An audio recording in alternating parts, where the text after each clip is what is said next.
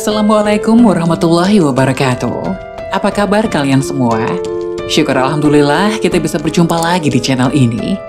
Salawat dan salam selalu tetap tercurah kepada junjungan kita, Nabi besar Muhammad Shallallahu Alaihi Wasallam. Tidak lupa kami sampaikan salam sehat, salam sejahtera. Semoga kita semua tetap dalam lindungan Allah Subhanahu wa Ta'ala. Seperti biasa, kita akan berbagi kisah dari yang unik, menarik, sampai bikin nangis. Semoga bermanfaat.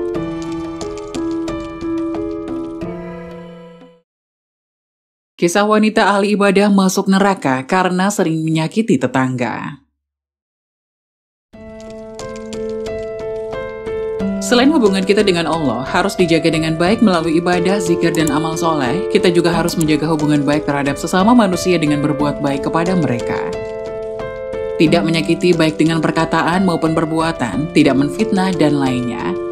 Untuk menjadi penghuni surga, kita tidak hanya harus beribadah kepada Allah, tapi juga harus berbuat baik kepada sesama manusia, terutama kepada tetangga. Disebutkan dalam sebuah hadis riwayat Imam Bukhari dalam kitab Adabul Mufrad, bahwa suatu ketika ada seorang sahabat yang menyampaikan kepada Rasulullah Shallallahu Alaihi Wasallam tentang seorang wanita yang ahli ibadah tapi suka menyakiti tetangganya. Wahai Rasulullah, ada seorang wanita yang rajin sholat malam, gemar berpuasa di siang hari, giat melakukan amal kebaikan, dan banyak bersedekah. Namun dia sering menyakiti tetangganya dengan lisannya. Mendengar laporan ini, Nabi Shallallahu Alaihi Wasallam menjawab, tiada kebaikan padanya dan dia termasuk penghuni neraka. Dalam riwayat lain disebutkan bahwa para sahabat bertanya kepada Nabi Shallallahu Alaihi Wasallam mengenai penyebabnya. Kenapa? Tanya salah seorang sahabat.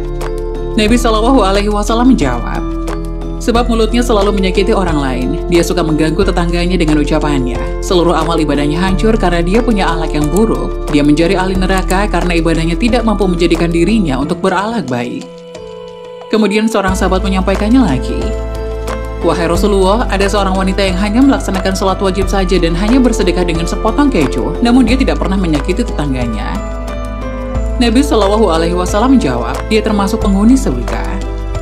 Berdasarkan kisah singkat ini dapat kita ketahui bahwa syarat utama untuk menjadi penghuni surga bukan hanya beribadah kepada Allah, tapi juga harus berbuat kepada sesama manusia yang baik, terutama terhadap orang-orang terdekat di sekitar kita seperti keluarga, tetangga, teman, dan lainnya. Meski banyak ibadah namun sering mengumpat, mencela, dan selalu berburuk sangka terhadap orang lain, maka tidak akan masuk surga. Hal ini sesuai dengan sabda Rasulullah yang lain. Tidak ada masuk ke dalam surga seseorang yang tetangganya tidak merasa aman dari kejahatan-kejahatannya. Hadis riwayat Bukhari dan Muslim. 5 golongan orang yang rajin sholat tapi masuk neraka. Sholat 5 waktu merupakan perintah wajib bagi umat Islam. Namun tahukah kamu bahwa ada beberapa golongan yang justru masuk neraka meski mereka rajin sholat? Rasulullah bersabda, sesungguhnya pertama kali yang dihisab, ditanya dan diminta pertanggungjawaban dari segenap amalan seseorang hamba di hari kiamat kelak adalah sholatnya. Bila sholatnya baik, maka beruntunglah dia, dan bila mana sholatnya rusak, sungguh kerugian menimpanya. Hadis riwayat Tirmizi. Terlebih lagi di era saat ini, mulai banyak orang yang dengan mudahnya meninggalkan sholat karena berbagai hal duniawi. Padahal orang yang sholat sekalipun belum tentu bisa masuk ke dalam surga. Bahkan ada beberapa golongan yang justru masuk neraka meski mereka rajin sholat. Lantas golongan-golongan seperti apa yang meski rajin sholat namun tetap masuk neraka? 1. Orang yang sholat tapi percaya dukun. Golongan yang pertama ialah mereka yang sholat namun tetap percaya dengan dukun. Karena dengan percaya dengan dukun berarti melakukan perbuatan syirik yang masuk ke dalam dosa besar. Rasulullah Shallallahu Alaihi Wasallam bersabda, barang siapa yang mendatangi tukang ramal atau dukun, kemudian ia membenarkan apa yang dikatakannya itu, maka sesungguhnya ia telah ingkar terhadap apa yang telah diturunkan kepada Nabi Muhammad SAW. Hadis riwayat Abu Dawud, At-Tirmidzi, dan Ibnu Majah.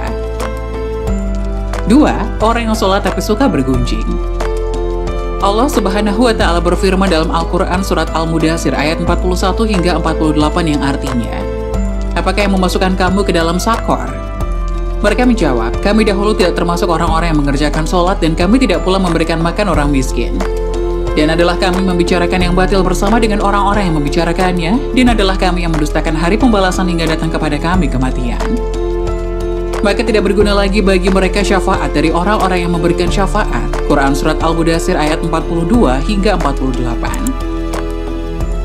Dalam ayat ini, satu penyebab orang masuk neraka adalah karena suka membicarakan keburukan orang lain. Orang yang rajin sholat namun suka bergunjing kejelekan orang lain, maka ia akan ditempatkan ke dalam neraka sakor. 3. Orang yang sholat tapi mengabaikan anak yatim. Orang yang sholat tapi mengabaikan anak yatim masuk ke dalam golongan orang-orang yang mendustakan agama. Hal ini sudah diterangkan dalam Al-Quran Surat Al-Ma'un. Mereka yang enggan menolong orang miskin dan mengabaikan anak yatim masuk ke dalam orang-orang celaka yang akan masuk neraka. 4. Orang yang sholat tapi berdusta. Berdusta merupakan salah satu dosa besar dan diancam dengan siksa yang pedih di akhirat kelak. Terlebih lagi, kini kebohongan tampaknya sudah menjadi sebuah kebiasaan di kalangan masyarakat. Padahal sekecil apapun sebuah kebohongan akan tetap dianggap sebagai dosa besar. Untuk itu, apabila lisannya suka berbohong, maka sholat dan ibadahnya akan sia-sia. Dan hal itu diterangkan dalam Al-Quran Surat An-Nahl ayat 105. 5. Orang yang sholat tapi minum minuman keras.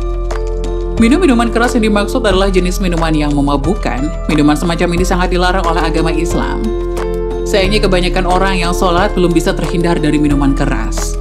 Rasulullah SAW mengatakan bahwa setiap minuman keras adalah induk dari segala macam kejahatan. Semoga penjelasan tadi dapat memberikan hikmah dan manfaat untuk penonton semuanya.